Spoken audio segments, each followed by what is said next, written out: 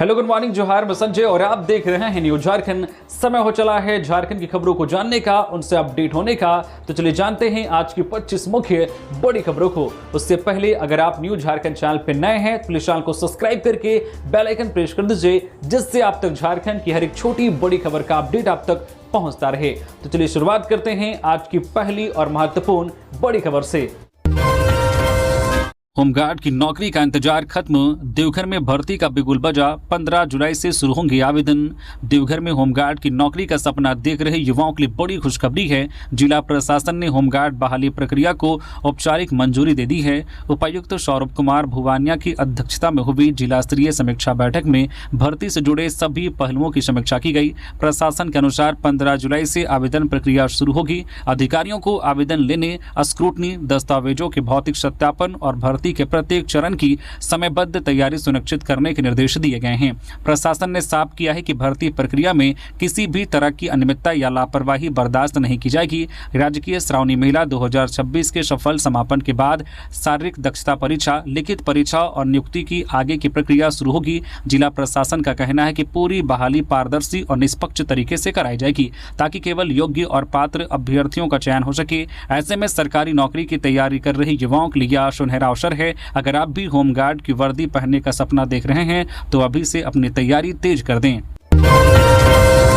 झारखंड में आज से 9 जुलाई तक बारिश का अलर्ट। कई जिलों में भारी वर्षा, तेज हवा और वज्रपात की चेतावनी। झारखंड में एक बार फिर से मौसम ने करवट ले ली है। भारतीय मौसम विज्ञान विभाग IMD ने आज सोमवार से 9 जुलाई तक राज्य के सभी 24 जिलों के लिए येलो अलर्ट जारी किया गया है। इस दौरान कई जगहों पर गरज चमक, वज्रपात और 40 से 50 किलोमीटर प्रति घंटे की रफ्तार से तेज हवाएं और हल्की से मध्यम बारिश होने की संभावना है। आज सोमवार को गढ़वा, पलामू, चतरा, लातेहार, लोहरदगा, हजारीबाग, गुमला और रांची में कहीं कहीं भारी बारिश की भी चेतावनी जारी की गई है। मौसम विभाग ने लोगों से खराब मौसम के दौरान सतर्क रहने और अनावश्यक रूप से खुले स्थानों पर जाने से बचने की अपील की गई है। मंगलवार को धनबाद, जामताड़ा, दुमका, पाकुड़, गोड्डा, साहिबगंज, गिरिडीह और देवघर में भारी बारिश की संभावना जताई गई है। वहीं बुधवार को भी राज्य के कई इलाकों में बारिश का दौर जारी रहने का अनुमान है। मौसम विभाग के अनुसार लगातार बारिश के कारण अधिकतम तापमान में 3 से 4 डिग्री सेल्सियस तक की गिरावट आ सकती है।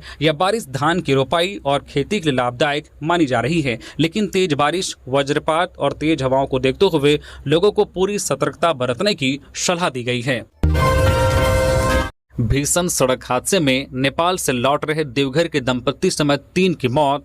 बिहार के भोजपुर जिले के बिहिया थाना क्षेत्र में रविवार सुबह आरा बक्सर 4 लेन पर एक तेज रफ्तार स्कॉर्पियो आगे चल रहे ट्रेलर से पीछे से टकरा गई। हादसे में झारखंड के देवघर निवासी इंजीनियर प्रकाश कुमार सिंह 32 वर्षीय, उनकी पत्नी पल्लवी कुमारी 27 वर्षीय और सारण निवासी सौरभ कुमार 26 वर्षीय की मौके पर ही मौत हो गई, जबकि कुमार गौरव गंभीर रूप से घायल हो गए। जानकारी के मुताबिक सभी लोग नेपाल, कुल्लू, मनाली और लद्दाख की यात्रा कर झारखंड लौट रहे थे। सूचना मिलते ही पुलिस मौके पर पहुंची, शवों को पोस्टमार्टम के लिए भेजा और घायल को इलाज के लिए रेफर किया। शुरुआती जांच में तेज रफ्तार और वाहन के अनियंत्रित होने को हादसे का कारण माना जा रहा है। चलती ट्रेन में गूंजी किलकारी। मधुपुर स्टेशन पर रेलवे की तत्परता से मां और नवजात सुरक्षित। देवघर जिले के मधुपुर स्टेशन पर इंसानियत और तत्परता की मिसाल देखने को मिली। हावड़ा नई दिल्ली पूर्व एक्सप्रेस के A2 कोच में सफर के दौरान एक गर्भवती महिला को अचानक प्रसव पीड़ा शुरू हो गई। सूचना मिलते ही आसनसोल रेल मंडल सक्रिय हो गया। ट्रेन के मधुपुर पहुंचने से पहले ही महिला ने कोच के भीतर एक स्वस्थ बच्चे को जन्म दिया। रेलवे की मेडिकल टीम, RPF और स्टेशन कर्मी पहले से ही पूरी तैयारी के साथ स्टेशन पर मौजूद थे। ट्रेन के मधुपुर पहुंचते ही रेलवे के चिकित्सकों और नर्सिंग स्टाफ ने मां और नवजात की जांच कर प्राथमिक उपचार दिया। दोनों की हालत सामान्य मिलने पर बेहतर देखभाल के लिए उन्हें मधुपुर रेफरल अस्पताल भेज दिया गया। परिजनों ने रेलवे की त्वरित कार्रवाई और सहयोग के लिए आभार जताया। वहीं रेलवे ने यात्रियों से अपील की कि किसी भी आपात स्थिति में तुरंत रेल मदद ऐप या हेल्पलाइन नंबर 139 पर सूचना दें। लातेहार के सुग्गा बांध फॉल में सेल्फी बनिकाल। गढ़वा के इकलौते बेटे की डूबने से मौत।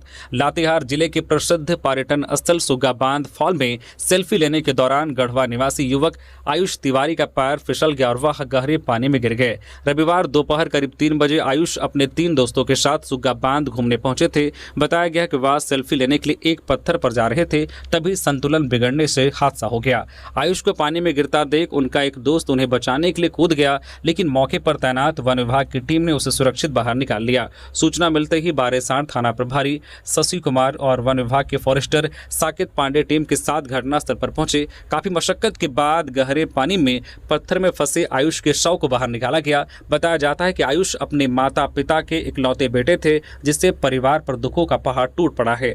वन विभाग ने पर्यटकों से अपील की है कि बारिश के मौसम में फॉल, नदी और अन्य पर्यटन स्थलों पर सेल्फी या वीडियो बनाने के दौरान सुरक्षा मानकों का सख्ती से पालन करें और प्रतिबंधित या खतरनाक जगहों पर न जाएं। देवघर में कोर्ट के आदेश के बाद 70 साल पुराने स्कूल पर ताला, 300 बच्चों की पढ़ाई पर संकट। देवघर जिले के सोनारा ठाड़ी प्रखंड अंतर्गत जरका चंदना गांव निवासी करीब 70 वर्ष पुराने राजकीयकृत मध्य विद्यालय पर रविवार को ताला लगा दिया गया। विद्यालय की जमीन को लेकर ग्रामीणों और स्कूल प्रबंधन के बीच करीब 2 दशकों से न्यायालय में विवाद चल रहा था। लंबे समय तक चली सुनवाई के बाद न्यायालय ने ग्रामीणों के पक्ष में फैसला सुनाया, जिसके अनुपालन में स्कूल भवन बंद कर दिया गया। इस विद्यालय में कक्षा 1 से 8वीं तक करीब 300 छात्र छात्राएं पढ़ते हैं, जिससे उनकी नियमित पढ़ाई को लेकर चिंता बढ़ गई है। प्रधानाध्यापक राजेश कुमार ने बताया कि मामले की जानकारी उच्च अधिकारियों को दे दी गई है। जिला शिक्षा अधीक्षक मधुकर कुमार ने माना है कि विभागीय स्तर पर हुई लापरवाही के कारण शिक्षा विभाग को अदालत में हार का सामना करना पड़ा। उन्होंने कहा है कि बच्चों की पढ़ाई बाधित न हो, इसके लिए पास के दूसरे स्कूल भवन में अस्थायी व्यवस्था की गई है। विभाग अब स्थायी समाधान के लिए आगे की कार्रवाई में जुटा है। 14वीं जेपीएससी पीटी रिजल्ट पर देवेंद्र नाथ महतो ने उठाए सवाल। कट ऑफ जारी करने और सीबीआई जांच की मांग। झारखंड लोकतांत्रिक क्रांतिकारी मोर्चा के नेता देवेंद्र नाथ महतो ने 14वीं जेपीएससी सिविल सेवा प्रारंभिक परीक्षा के परिणाम पर सवाल उठाते हुए इसे नियमों के विरुद्ध जारी करने का आरोप लगाया है। उन्होंने कहा कि आयोग के सदस्यों के हस्ताक्षर के बिना रिजल्ट जारी किया गया और पीटी परीक्षा का कट ऑफ भी सार्वजनिक नहीं किया गया। महतो ने वायरल ओएमआर सीट का हवाला देते हुए परीक्षा प्रक्रिया में गड़बड़ी की आशंका जताई है और रिजल्ट को रद्द करने की मांग की। देवेंद्र नाथ महतो ने आरोप लगाया कि मुख्य परीक्षा के लिए अभ्यर्थियों को पर्याप्त समय नहीं दिया जा रहा है और जेपीएससी की प्रतियोगी परीक्षाओं में पारदर्शिता की कमी है। उन्होंने पूरे मामले की सीबीआई जांच कराने, कट ऑफ जारी करने और आयोग के संबंधित सदस्य से जवाब मांगने की मांग की है। महतो ने कहा कि उनकी पार्टी 18, 19 और 20 जुलाई को प्रस्तावित मुख्य परीक्षा का विरोध करेगी। हालांकि इन आरोपों पर जेपीएससी की ओर से प्रतिक्रिया सामने नहीं आई है। जगन्नाथपुर रथ मेले को लेकर रांची प्रशासन अलर्ट। ड्रोन सीसीटीवी से होगी निगरानी। ट्रैफिक प्लान तैयार। रांची के धुरवा स्थित ऐतिहासिक जगन्नाथपुर रथ मेले के शांतिपूर्ण और सुरक्षित आयोजन को लेकर प्रशासन और पुलिस ने तैयारियां तेज कर दी है। रविवार को एडीजी मुख्यालय मनोज कौशिक की अध्यक्षता में समीक्षा बैठक आयोजित की गई, जिसमें सुरक्षा, भीड़ नियंत्रण, ट्रैफिक प्रबंधन, चिकित्सा सुविधा और मंदिर समितियों की जिम्मेदारियों की समीक्षा की गई। मेला क्षेत्र में अतिरिक्त पुलिस बल की तैनाती, बैरिकेडिंग और आवश्यकता पड़ने पर वन में व्यवस्था लागू की जाएगी। महिलाओं, बच्चों और वरिष्ठ नागरिकों की सुरक्षा पर विशेष ध्यान दिया जाएगा। मेले की निगरानी सीसीटीवी कैमरों, ड्रोन और कंट्रोल रूम के माध्यम से की जाएगी। वही चोरी, छिनतई और पॉकेटमारी पर नजर रखने के लिए सादे लिबास में महिला और पुरुष पुलिसकर्मियों की तैनाती होगी। ट्रैफिक जाम से बचने के लिए डायवर्सन प्लान लागू किया जाएगा और आम लोगों व वीआईपी के लिए अलग अलग पार्किंग की व्यवस्था रहेगी। इसके अलावा मेला परिसर में अस्थायी चिकित्सा शिविर, डॉक्टर, पैरामेडिकल कर्मी और एम्बुलेंस की सुविधा भी उपलब्ध रहेगी। रामगढ़ में 11 टन संदिग्ध मांस चमड़ा लदा ट्रक पकड़ा। कार्रवाई की मांग को लेकर थाना के बाहर धरने पर बैठे बजरंग दल कार्यकर्ता। रामगढ़ के गोला में बजरंग दल कार्यकर्ताओं ने पश्चिम बंगाल नंबर के एक ट्रक को पकड़कर पुलिस के हवाले कर दिया। कार्यकर्ताओं का दावा है कि ट्रक में करीब 11 टन संदिग्ध मांस और चमड़ा लदा था, जिसे चितरपुर क्षेत्र से पश्चिम बंगाल ले जाया जा रहा था। गुप्त सूचना के आधार पर ट्रक को रोका गया और गोला थाना पुलिस को सूचना दी गई। बजरंग दल का आरोप है कि ट्रक के साथ चल रही एक स्विफ्ट डिजायर कार कार्रवाई के दौरान मौके से फरार हो गई। मामले को मवेशी तस्करी और अवैध पशु वध से जोड़ते हुए बजरंग दल ने पूरे नेटवर्क की जांच, फरार कार की पहचान और मुख्य आरोपियों की गिरफ्तारी की मांग की। इसी मांग को लेकर बड़ी संख्या में कार्यकर्ता गोला थाना पहुंचे और थाना गेट के बाहर धरने पर बैठ गए। पुलिस ने बरामद सामग्री की जांच कराने की बात कही है और स्पष्ट किया है कि जांच रिपोर्ट आने के बाद ही आगे की कानूनी कार्रवाई की जाएगी। फिलहाल थाना परिसर में खड़े ट्रक से उठ रही दुर्गंध के कारण आसपास के लोगों और पुलिसकर्मियों को परेशानी का सामना करना पड़ रहा है। रिम्स पार्ट 2 से पहले पार्ट 1 की व्यवस्था सुधारे। भाजपा प्रवक्ता राफिया नाज ने सरकार पर उठाए सवाल।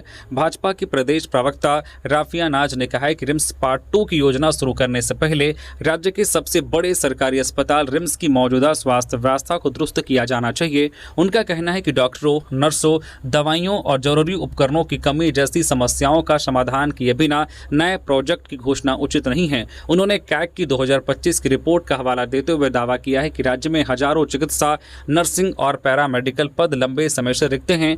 राफिया नाज ने कहा कि भाजपा नई परियोजना का विरोध नहीं कर रही है, बल्कि पहले मौजूदा रिम्स को मजबूत करने की मांग कर रही है। उन्होंने स्वास्थ्य मंत्री डॉक्टर इरफान अंसारी से रिक्त पदों पर नियुक्ति, सरकारी अस्पतालों में दवाइयों और डॉक्टरों की उपलब्धता तथा रिम्स पार्ट 1 को बेहतर बनाने के लिए उठाए गए कदमों पर जवाब मांगा है। साथ ही हाल के निजी अस्पताल के महंगे बिल के मामले का जिक्र करते हुए उन्होंने कहा कि सरकारी स्वास्थ्य व्यवस्था मजबूत होने से लोगों को बेहतर और सुलभ इलाज मिल सकेगा। कोडरमा में 2 कमरों के मकान को 36,44,000 का बिजली बिल, सुधार की जगह कनेक्शन काटने का नोटिस। कोडरमा जिले के कोलटेक्स क्षेत्र में 2 कमरों के मकान के उपभोक्ता को झारखंड बिजली वितरण निगम लिमिटेड की ओर से 36,44,364 रुपए का बिजली बिल भेजा गया है। उपभोक्ता स्वरूप सरकार का कहना है कि उनके घर की वास्तविक बिजली खपत इतनी नहीं हो सकती। उनका आरोप है कि वे कई महीनों से बिल में सुधार के लिए बिजली विभाग के चक्कर लगा रहे हैं, लेकिन समाधान नहीं हुआ। अब विभाग ने 15 दिनों के भीतर बिल जमा नहीं करने पर कनेक्शन काटने और कानूनी कार्रवाई करने का नोटिस जारी कर दिया है। कोडरमा में भारी भरकम और विवादित बिजली बिल का यह पहला मामला नहीं है। लकी बागी क्षेत्र के महेश पांडे को करीब 69,76,000 रुपए समेत कई उपभोक्ताओं को लाखों रुपए के बिजली बिल भेजे जाने की बात सामने आई है। उपभोक्ताओं का कहना है कि विभाग को शिकायत मिलने के बाद मीटर और बिल का सत्यापन कर तकनीकी त्रुटि दूर करनी चाहिए थी। फिलहाल पीड़ित परिवार ने बिल सुधार और कनेक्शन काटने के नोटिस पर रोक लगाने की मांग की है। ग्रामीणों के एक फोन कॉल पर पलामू डीसी ने गांव तक पहुंचाया पानी, बिजली और सड़क का भरोसा। पलामू जिले के मेदिनीनगर प्रखंड अंतर्गत पोलपोल पंचायत के पत्थर चट्टी गांव के ग्रामीणों में पेयजल, बिजली और सड़क की समस्या को लेकर उपायुक्त दिलीप प्रताप सिंह शेखावत को फोन किया। ग्रामीणों ने बताया कि गाँव में पेयजल की व्यवस्था नहीं होने के कारण लोग दशकों से औरंगा नदी का पानी पीने को मजबूर हैं। गाँव में बिजली नहीं पहुँचने से बच्चों की पढ़ाई प्रभावित हो रही है। वही पक्की सड़क नहीं होने से आवागमन में भी परेशानी होती है। शिकायत मिलते ही उपायुक्त ने संबंधित विभागों को तत्काल कार्रवाई का निर्देश दिया। जिला जनसंपर्क अधिकारी डॉक्टर असीम के अनुसार जल संसाधन विभाग ने गांव में बोरिंग कराकर पेयजल की व्यवस्था शुरू कर दी है। बिजली विभाग को खंभा और ट्रांसफार्मर लगाकर बिजली आपूर्ति बहाल करने का निर्देश दिया गया है, जबकि पीडब्ल्यूडी विभाग गाँव का निरीक्षण कर पक्की सड़क निर्माण का प्रस्ताव तैयार करेगा। प्रशासन की इस त्वरित पहल से ग्रामीणों में उम्मीद जगी है। गरीबों के पैसों पर मौज कर रही झारखंड सरकार, निवेशक भी नहीं आएंगे। रघुवर दास। भाजपा के वरिष्ठ नेता रघुवर दास ने रांची में झारखंड सरकार पर तीखा हमला बोला। उन्होंने आरोप लगाया है कि राज्य में कानून व्यवस्था कमजोर है और सत्तारूढ़ दल के भीतर चल रहे विवादों से राजनीतिक अस्थिरता बढ़ रही है। रघुवर दास ने कहा है कि मंत्री और अधिकारियों के बीच टकराव की खबरें राज्य की छवि खराब कर रही है। ऐसे माहौल में निवेशक झारखंड आने से बचेंगे। उन्होंने सरकार पर गरीब जनता के पैसों का गलत इस्तेमाल करने और विकास योजनाओं को प्रभावित करने का आरोप लगाया। डॉक्टर श्यामा प्रसाद मुखर्जी की 125वीं जयंती वर्ष का जिक्र करते हुए रघुवर दास ने उनके राष्ट्र निर्माण, एकता और अखंडता के योगदान को याद किया। उन्होंने कहा कि जम्मू कश्मीर को भारत का अभिन्न अंग बनाए रखने में डॉक्टर मुखर्जी की बड़ी भूमिका रही और धारा 370 हटाकर प्रधानमंत्री नरेंद्र मोदी तथा केंद्रीय गृह मंत्री अमित शाह ने उनके संकल्प को पूरा किया। वही भाजपा नेता सीपी सिंह ने कहा कि डॉक्टर श्यामा प्रसाद मुखर्जी का त्याग, साहस और राष्ट्र के प्रति समर्पण देशवासियों के लिए हमेशा प्रेरणा स्रोत रहेगा।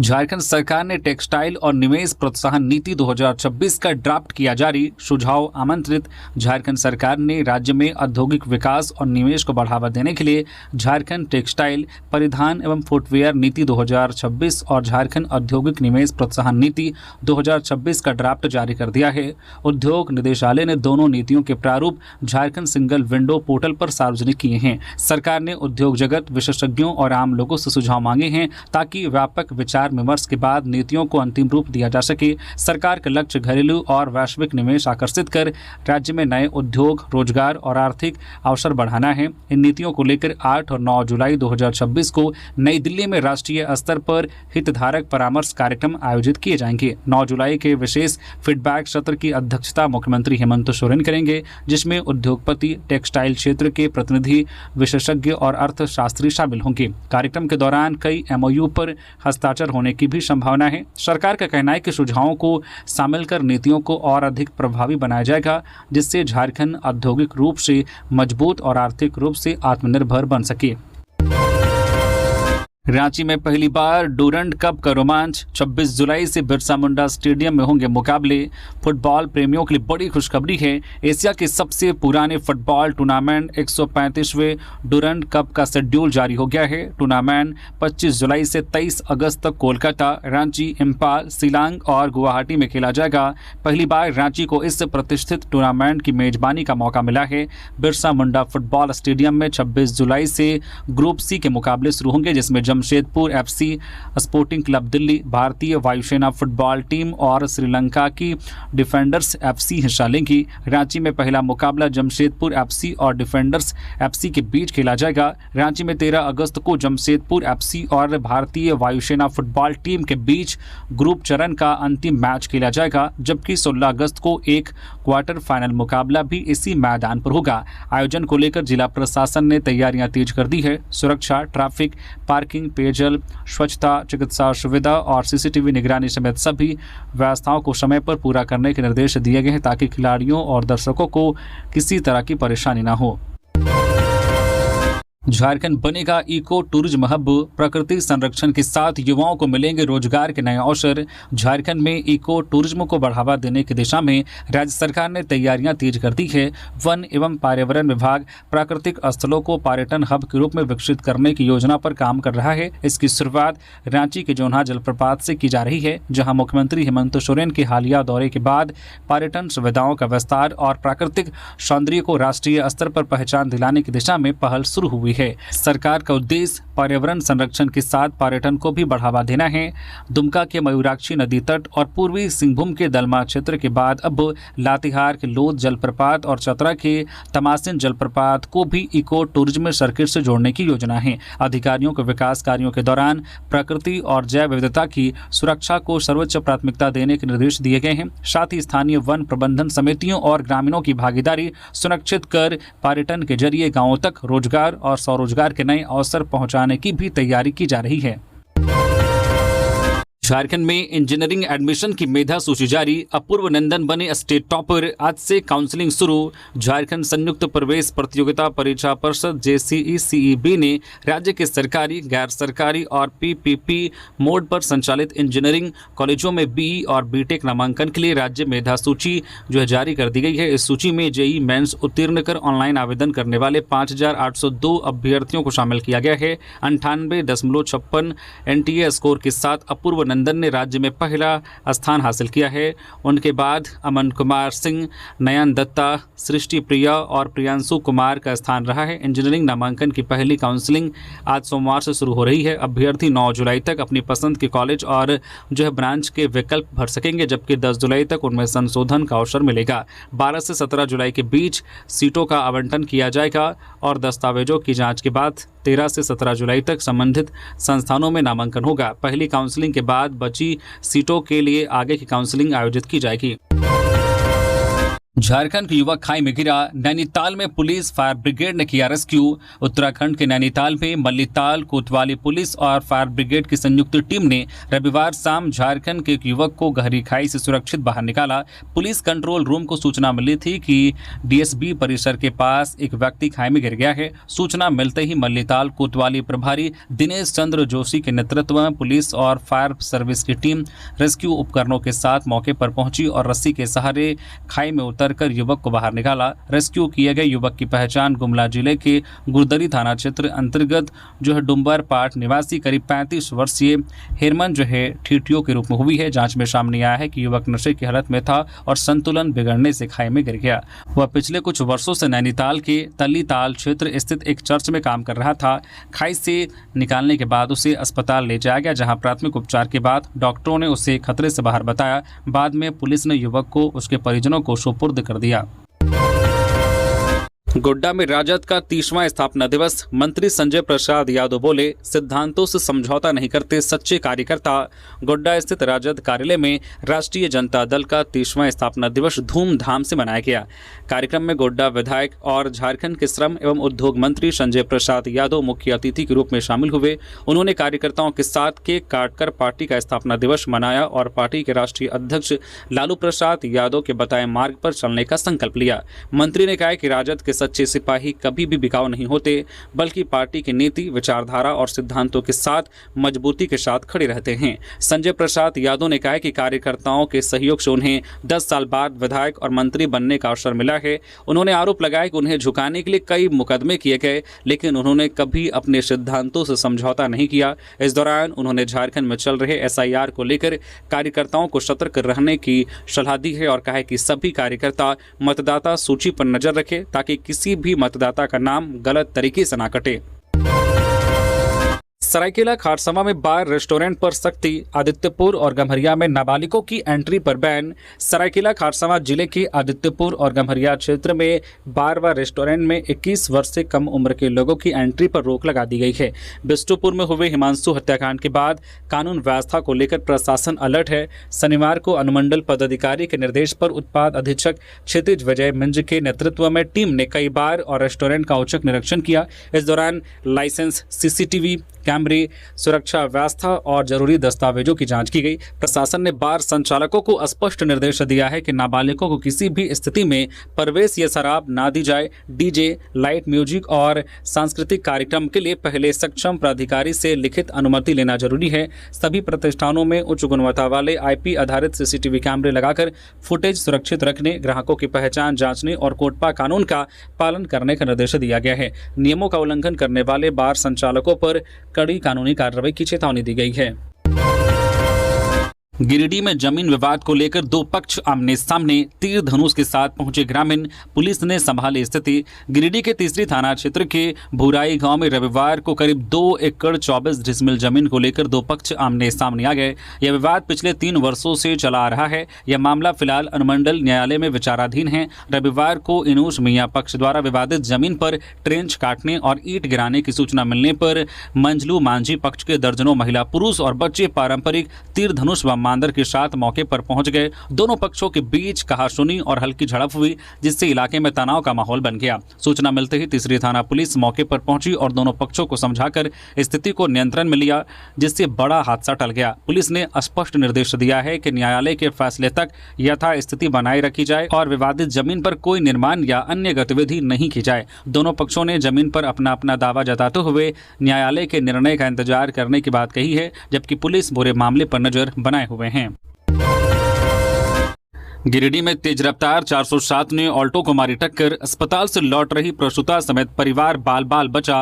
गिरिडीह के बेंगाबाद थाना क्षेत्र स्थित महेश मुंडा चौक पर तेज रफ्तार 407 मालवाहक वाहन ने आगे चल रही ऑल्टो कार को पीछे से जोरदार टक्कर मार दी। टक्कर इतनी भीषण थी कि कार अनियंत्रित होकर सड़क किनारे बिजली के खंभे से जा टकराई, जिससे कार का अगला हिस्सा बुरी तरह से क्षतिग्रस्त हो गया और खंभा भी टूटकर झुक गया। हादसे के समय ऑल्टो में अस्पताल से छुट्टी मिलने के बाद घर लौट रही एक प्रसूता महिला अपने परिजनों के साथ सवार थी। दुर्घटना के बावजूद सभी लोग सुरक्षित बच गए, हालांकि कुछ को हल्की चोट आई है। हादसे के बाद 407 का मालवाहक और खलासी मौके से भागने का प्रयास करने लगे, लेकिन स्थानीय लोगों ने दोनों को पकड़ लिया और आक्रोशित भीड़ ने उनकी पिटाई कर दी। सूचना पर पहुंची बेंगाबाद थाना पुलिस ने दोनों को भीड़ से बचाकर हिरासत में लिया। पुलिस ने क्षतिग्रस्त वाहनों को सड़क से हटाकर यातायात सामान्य कराया। हादसे के कारण महेश मुंडा चौक पर कुछ देर के लिए जाम की स्थिति बनी रही, जिसे बाद में नियंत्रित कर लिया गया।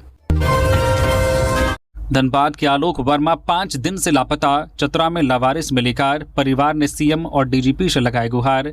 धनबाद की हाउसिंग कॉलोनी निवासी 42 वर्षीय आलोक कुमार वर्मा पिछले 5 दिनों से लापता हैं। वह एमपीएमई एनर्जी लिमिटेड जसीडी में हेड जीएम हैं। परिजनों के अनुसार आलोक 1 जुलाई को चतरा के लावालौंग प्रखंड स्थित रखेत गांव से लमटा मोड़ जाने की बात कहकर निकले थे, लेकिन वापस नहीं लौटे। उनकी काले रंग की हुंडई वेन्यू कार जोगियाडी और लीलाजन पुल के बीच लावारिस हालत में मिली है। कार में कोई नहीं था और उनके दोनों मोबाइल फोन भी स्विच ऑफ बताए जा रहे हैं। आलोक के साले अमन कुमार प्रधान ने लावालौंग थाना में गुमशुदगी की रिपोर्ट दर्ज कराई है। परिजनों का कहना है कि आसपास खोजबीन और लोगों से पूछताछ के बावजूद अब तक उनका कोई सुराग नहीं मिला है। परिवार ने किसी विवाद, दुश्मनी या मानसिक तनाव की बात से इनकार किया है।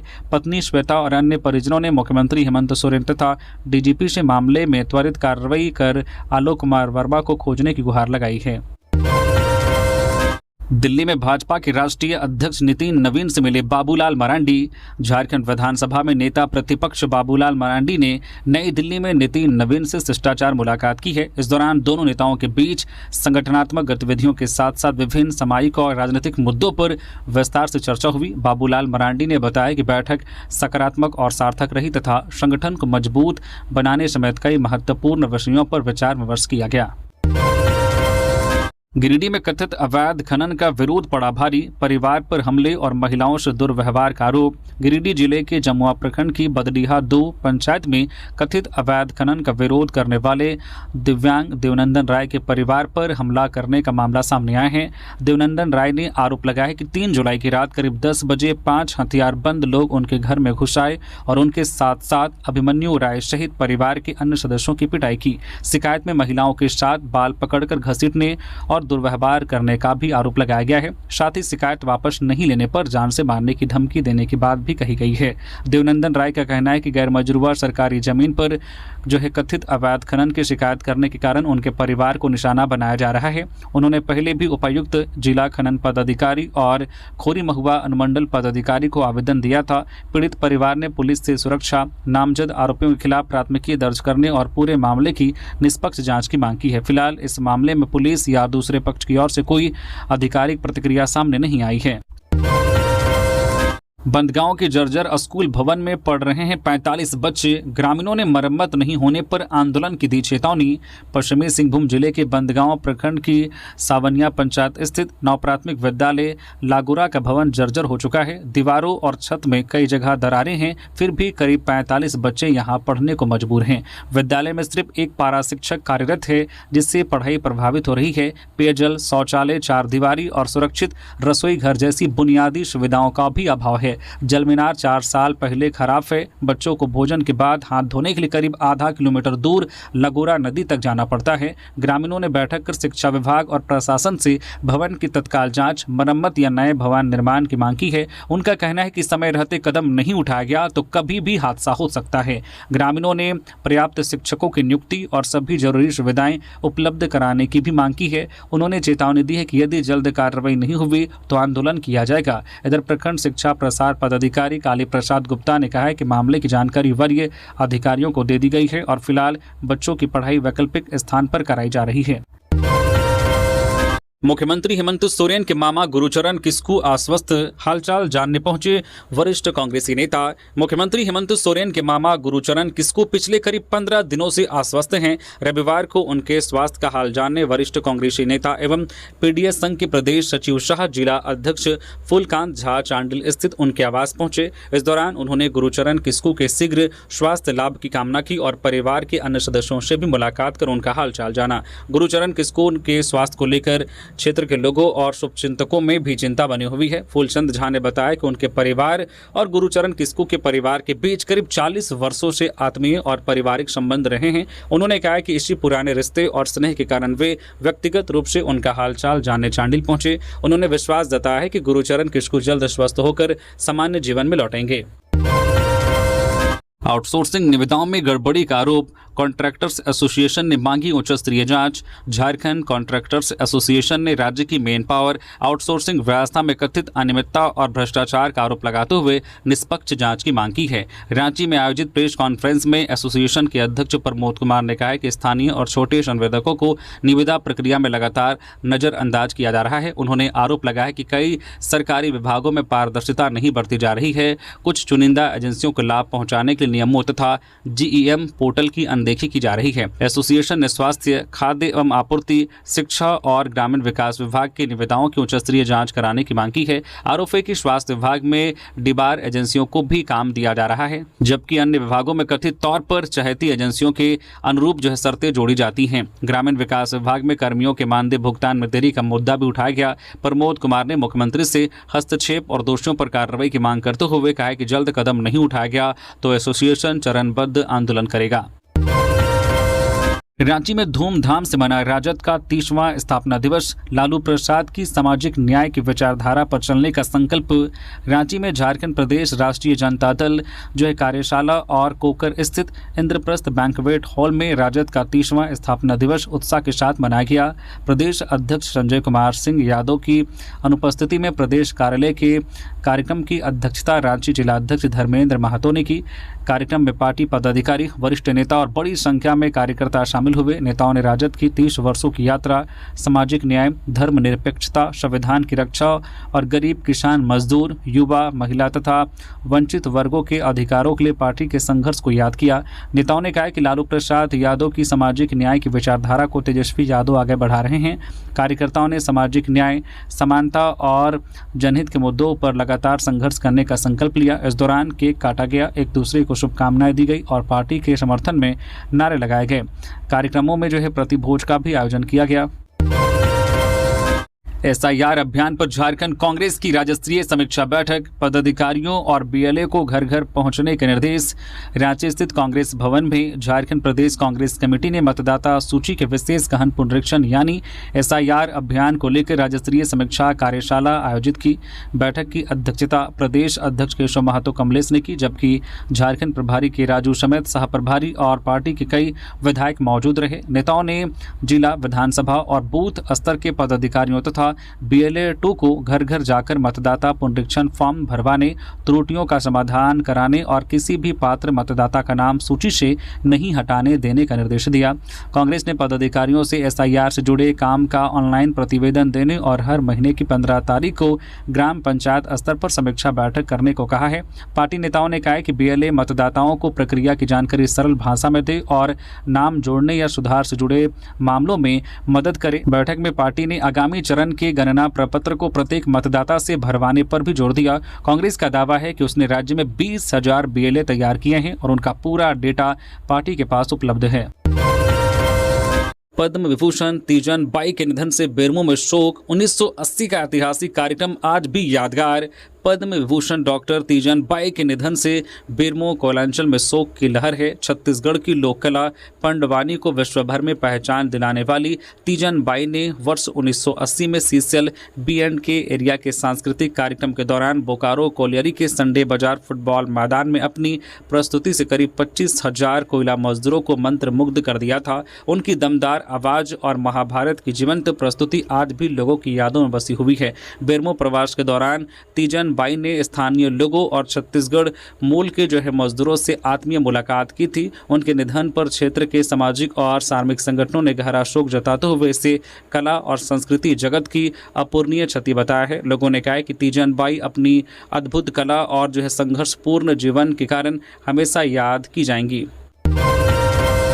धनबाद के टुंडी में हाथियों का बढ़ता आतंक। गांव में घुसकर फसलें रौंदी और संपत्ति को पहुंचाया नुकसान। धनबाद जिले के पश्चिमी टुंडी क्षेत्र के मनियाडी गांव में जंगली हाथियों के झुंड ने एक बार फिर उत्पात मचाया। हाथी अचानक गांव में घुस आए, जिससे ग्रामीणों में अफरा तफरी और दहशत फैल गई। इस दौरान हाथियों ने राजेंद्र अग्रवाल की चारदीवारी तोड़ दी, खेतों में लगी फसलों को रौंद डाला और कई पेड़ों को भी नुकसान पहुंचाया। ग्रामीणों के शोर मचाने के बाद हाथियों का झुंड वापस पहाड़ की ओर लौट गया, लेकिन घटना के बाद पूरे गाँव में डर का माहौल बना हुआ है। ग्रामीणों का आरोप है कि रात में बिजली आपूर्ति बाधित रहने से अंधेरे का फायदा उठाकर हाथी आबादी वाले इलाकों में प्रवेश कर जाते हैं। उनका कहना है कि पिछले कई महीनों से हाथियों का झुंड टुंडी पहाड़ पर डेरा डाले हुए हैं, लेकिन वन विभाग की ओर से कोई प्रभावी कदम नहीं उठाया गया है। ग्रामीणों ने वन विभाग से हाथियों की नियमित निगरानी और सुरक्षा व्यवस्था मजबूत करने, जबकि बिजली विभाग से रात में निर्बाध बिजली आपूर्ति सुनिश्चित करने की मांग की है। लगातार हो रही घटनाओं के कारण लोग रात भर जागकर अपने घरों और खेतों की रखवाली करने को मजबूर हैं।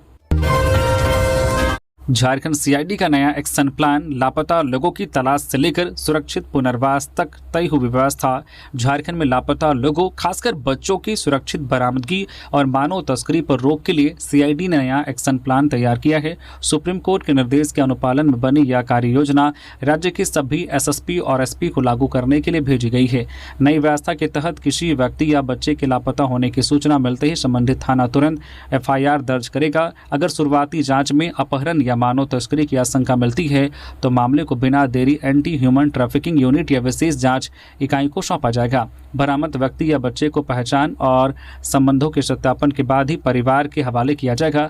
यदि परिवार या अभिभावक की भूमिका संदिग्ध पाई जाती है तो पीड़ित की सुरक्षा, देखभाल और पुनर्वास की जिम्मेदारी बाल कल्याण समिति को दी जाएगी। सीआईडी ने बायोमेट्रिक सत्यापन, पहचान पत्र या आधार बनवाने, जिला बाल संरक्षण इकाई की भागीदारी और विभिन्न विभागों के बीच त्वरित समन्वय के निर्देश भी दिए गए हैं। इस योजना का उद्देश्य गुमशुदगी के मामलों को केवल सामान्य शिकायत न मानकर मानव तस्करी और संगठित अपराध की आशंका के साथ गंभीरता से जांचना है। तो ये थी आज की झारखंड की टॉप बड़ी खबरें। इसी तरह से झारखंड की हर छोटी बड़ी खबर देखने के लिए आप हमारे चैनल न्यू झारखंड चैनल को सब्सक्राइब करके बेल आइकन प्रेस कर दीजिए, जिससे आप तक झारखंड की हर एक छोटी बड़ी खबर का अपडेट आप तक पहुंचता रहे। तो अभी के लिए बस इतना ही, हमें दीजिए इजाजत, फिर मिलते हैं किसी और खबरों के साथ। धन्यवाद।